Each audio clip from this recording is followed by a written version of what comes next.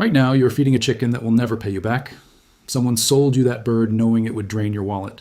3 breeds in American backyards eat more and produce far less than almost any other chicken alive, and the numbers prove it. The hatchery industry ships millions of them every single spring. Not because they are the best, but because they are easy to sell. Cute feathers and fancy catalog names that sound great on paper. But when you run the real math, these breeds bleed your wallet. The same companies selling these birds sell you the feed as well. A bird that eats your money and lays nothing is not a failure. For the hatchery, it is a repeat customer who keeps on spending. This is the story of 3 breeds the hatchery industry pushes, and 3 hidden breeds that replace them and pay for themselves. Stay with me, because after today, your flock will never be same. Welcome to the Backyard Vault. Subscribe and hit the bell icon. This is where we dig up what the poultry industry has buried. How much does each egg from your flock actually cost to produce? Not the romantic version, not the pet version, the real number. Most keepers spend $25 to $50 per month on feed. That adds up to $300 to $600 every year. If those hens are good layers, you get 1,500 eggs total. Your cost per egg lands around 20 cents, which is respectable. Now watch what happens when you swap in the wrong breeds instead. Breed number 1 on the money drain list is the silky chicken. I'm not saying silkies are bad chickens, just terrible for eggs. A silky lays 100 to 120 tiny eggs a year. Those eggs are roughly half the size of a standard chicken egg. In real terms, you get maybe 65 standard eggs per silky. But a silky eats nearly as much feed as any full-sized hen does. You're paying the same feed bill for 1/4 of the output. Cost per egg from a silky is roughly 62 cents per egg. Compare that to 16 cents per egg from a single Australorp. The silky costs you almost 4 times more for every single egg. And it gets worse, because silkies go broody 6 or 7 times. Each time she goes broody, she stops laying for 3 to 6 weeks. In practice, many owners report closer to 80 tiny eggs total. 80 tiny eggs for a full 12 months of feeding that bird. Hatcheries market silkies as wonderful starter family chickens. But they never put the egg math anywhere on the catalog page. They care that you keep buying another bag of feed every month.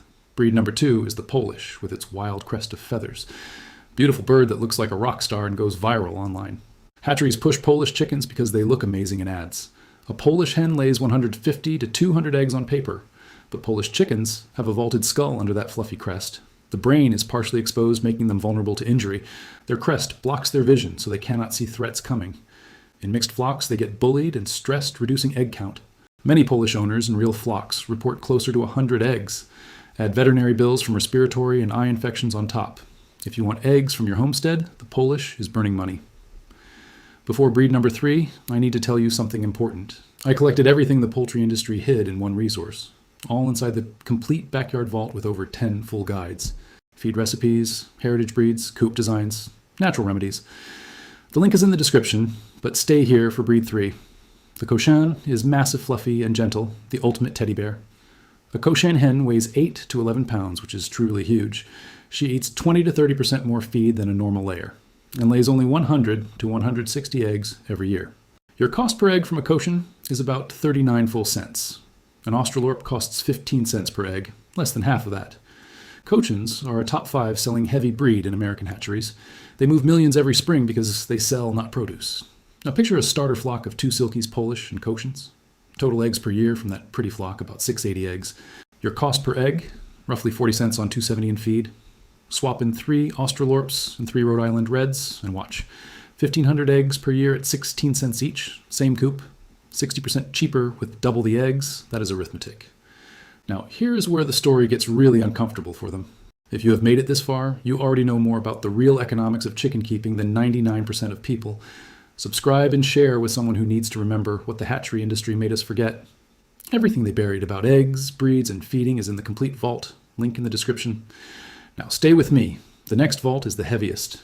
Why does the hatchery industry keep pushing these breeds? It is not incompetence, it is strategy. The United States poultry industry generated over $70 billion in production value in 2024 alone. The backyard chicken market is the fastest growing fraction. Millions of Americans started keeping chickens in the last 5 years. Every single one of them needs chicks, feed, supplements, coops, and medical supplies.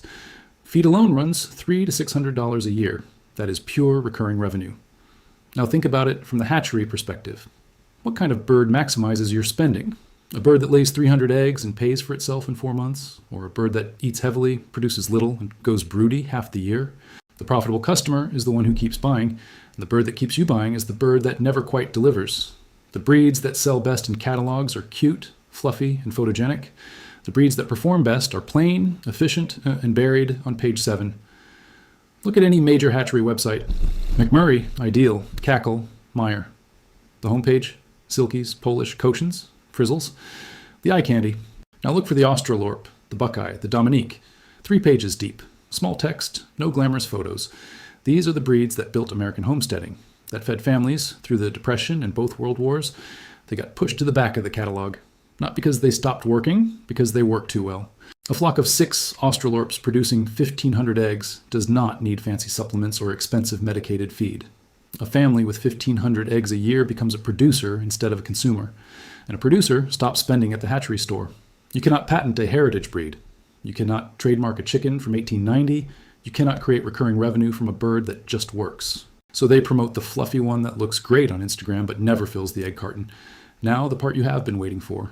The 3 breeds that actually pay for themselves. Hidden breed number 1, the Australorp.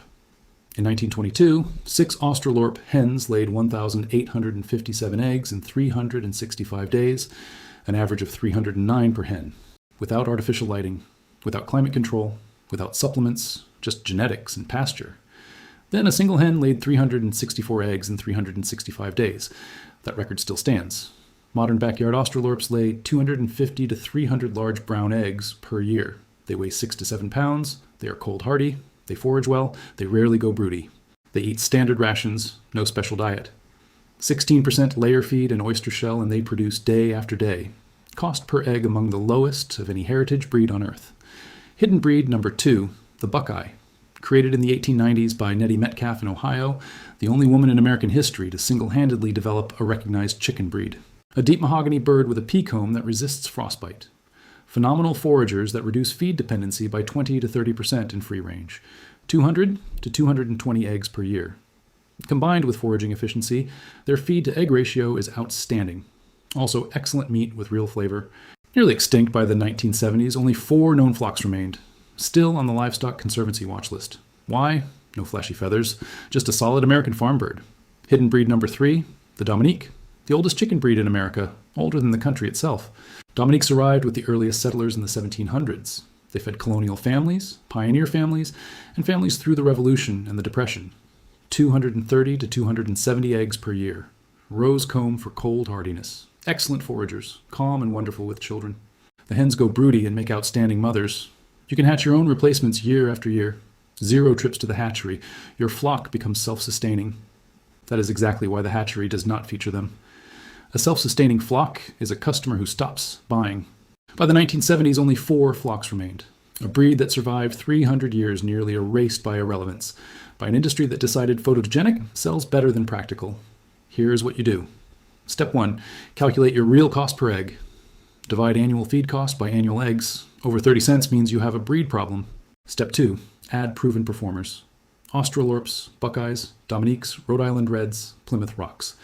Step 3, keep at least 1 broody breed for self-sustaining hatching. Dominiques and Buckeyes both fit. Step 4, maximize foraging. Even a small area of yard lets these breeds find their own food. Every bug they eat is money saved on feed. Step 5, track your eggs and feed spending every season. When you know your numbers, you cannot be fooled. So what did you discover today?